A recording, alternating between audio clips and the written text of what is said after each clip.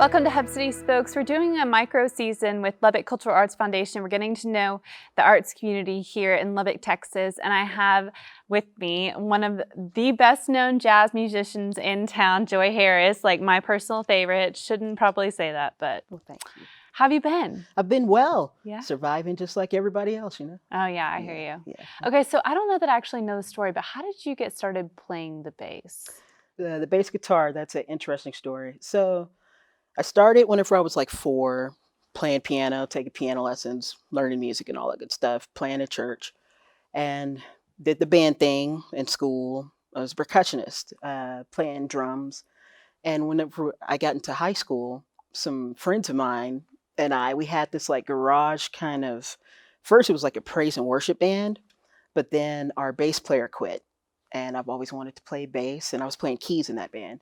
And I've always kind of wanted to play bass, but there was never the excuse. So he quit, and I was like, you need bass more than you need keys. So I hopped over, and my friend Sean Pace showed me some stuff, and yeah, Cool. been rocking it ever since. What is it about the bass that was just like so endearing to you that you're like, I want to try it out? Especially coming from like the Black gospel kind of background and the percussion background, I love rhythm, and bass is groovy. And so it's Yeah. like I could still play harmony and stuff, but hold down a pocket. And I always wanted to do that.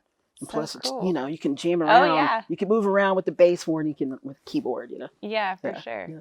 So as you like kind of got into that, where did it go from there as far as like music for you? Okay. So picked up the bass in high school, started checking out rock and roll and secular music, which I didn't get to check out much of younger, and fell in love with Zeppelin and Deftones and Metallica and all of, you know, like all the metal stuff. And I was like, okay, that's awesome.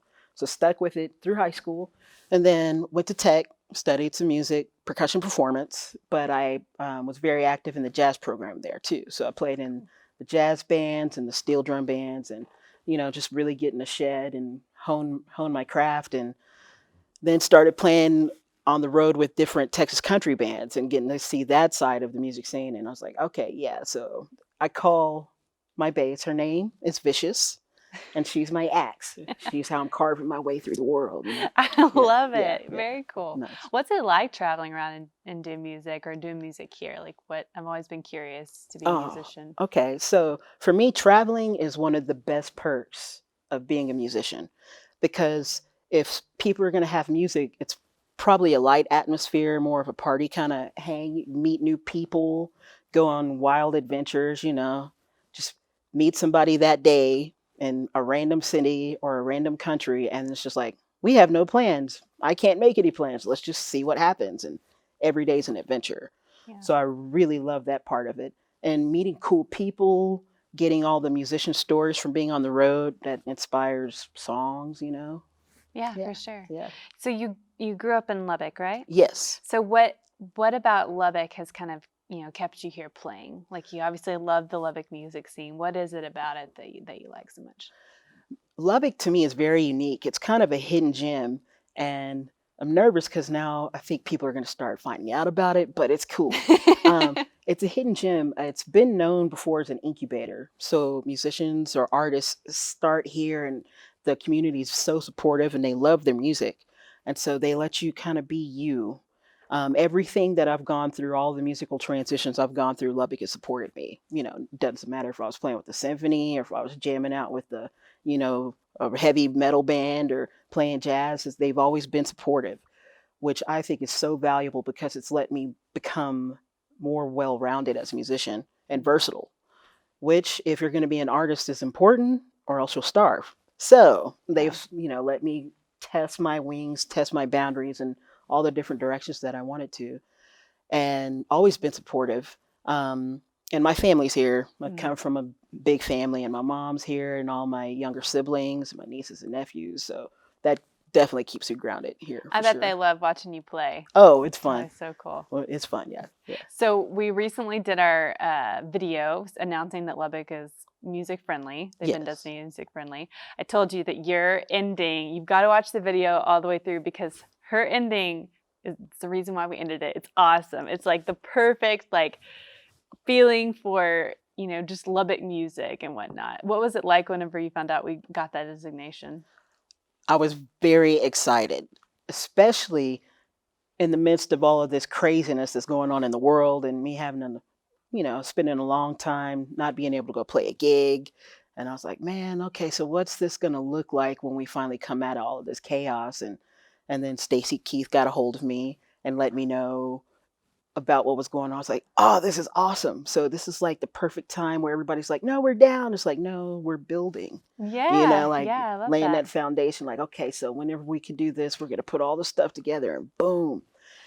Lubbock, um, especially from my experience going to tech, meeting all the different musicians and stuff that have come through that I've gotten to work with, there's so much kind of going on it's like boiling. It's like a curry or something. It's just everything's kind of simmering.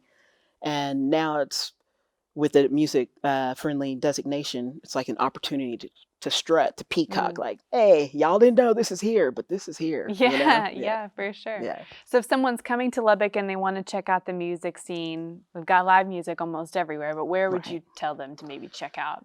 Okay. There's a friend of mine has a Facebook page called I Love Lubbock Music, and he's really good about compiling like who's going to be where, so you can kind of pick if you want to listen to like more of a light patio vibe, or if you want more of like a house concert kind of series, or whatever your mood is. I like the blue light. I mean, they always have good stuff. A lot of the smaller rooms that are conducive for like jazz, or I like those rooms. Shameless self plug.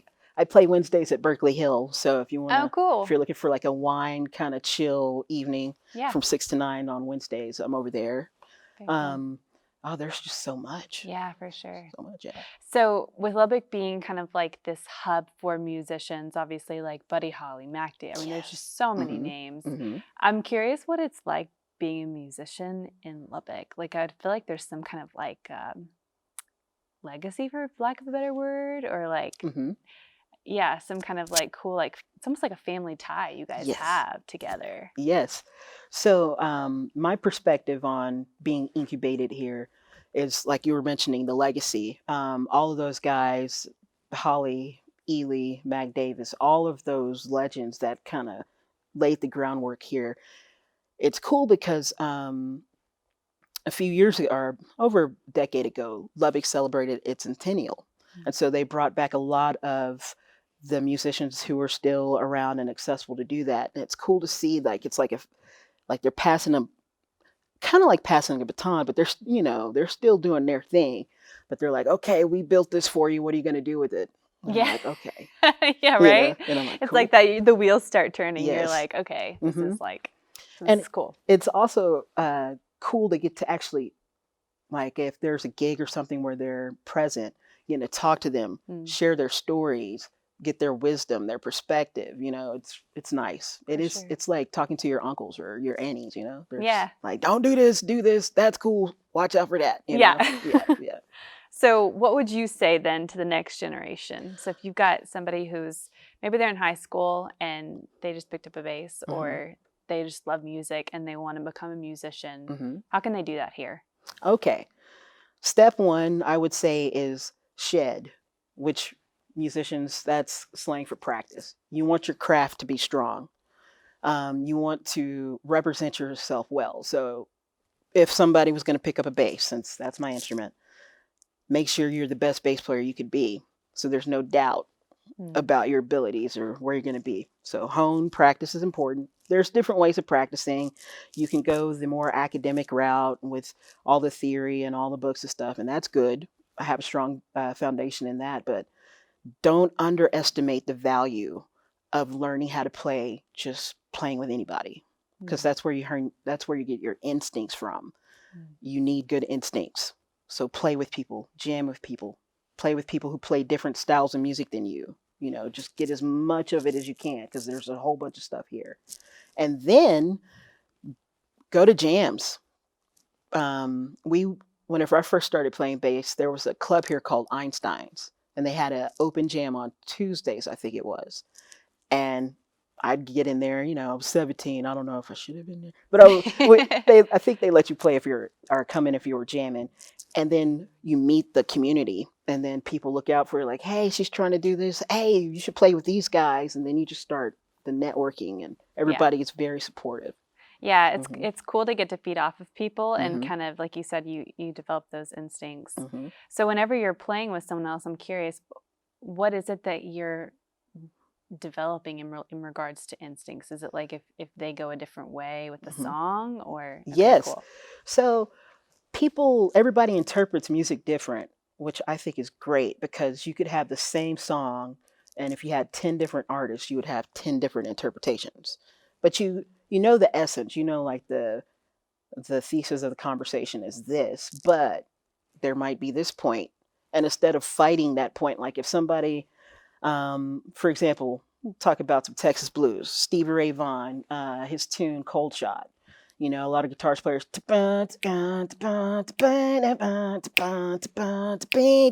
you know, and then as a bass player, when the drummer comes in, you're going to find their pocket. So they might play a little bit different than what you're used to, but you've got to be together. So, you know, you have to have your ears open, not just focused on this. Like it's a community thing. Like Hmm. open your ears up, sit with the drummer in the pocket. The vocalist might, or the guitar player might want to do some stops or something different somewhere. So you need to be aware. Boom, stop, and then you have this moment. You're looking for those moments, you know, those Yeah, magical moments, or somebody does something a little different. Be able to adapt. very cool. Hmm. Hmm. So as they're like finding these opportunities, how can they get those gigs? Like what's it like to book a gig or how do you book a gig? Okay. Um, so there's different types of gigs in Lubbock. You have like your bar gigs, like the late night bar gigs. And the best way to break into that is to go to jams, see which bands need whatever instrument that you're playing, and then hook up with them. And then also playing at jams is a good way for the bar owners to see you. And if they like you, Mm. then you know you go back. Don't bother them during the rush or lunch rush or something. Like go hit them about 2 or 3 when it's safe to do so. I would go in person, you know, find out who's booking the music, make sure they know you, who you are, you know, go to the jams, they see you. And a lot of times, you know, club owners book a few months out. So you want to be aware of when they are booking so Mhm. that you can make sure you hit them whenever they're doing their booking on the stuff. Bigger venues like the Blue Light and things like that, they book further out in advance. The way you break into Blue Light is you go play a Monday or Tuesday, like a darker night for them, let them see you, and then after you've paid some dues, they'll put you on the weekend. Uh, Other venues like theaters and stuff, you know, that's a get on the calendar, do your promotion, get your sponsors and all that good stuff together. Yeah, Yeah. but make sure people know who you are. Lubbock is still community enough to where word of mouth goes a long way. Yeah, for sure. Mhm. Do you have any other like things you'd suggest artists to know? Maybe things that you wish you'd known when you're starting out? Yes. Oh man, the journey has been real. Um, Make sure you have a good centering in yourself of who you are and what values are important to you.